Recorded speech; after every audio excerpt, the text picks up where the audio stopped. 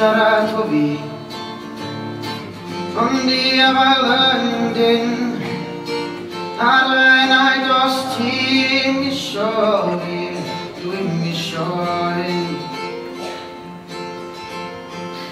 Os ti'n isio i adael, dydw i'n isio mynd. Ond os ti'n isio fi fel cariad, dwi'n isio chdi fel ffrind. A dyma di'r pethau sy'n cadw i'n effro drwy y nos. A dyma sy'n gwneud i mi ddeud, ti'n werth o, gad fi plis dos.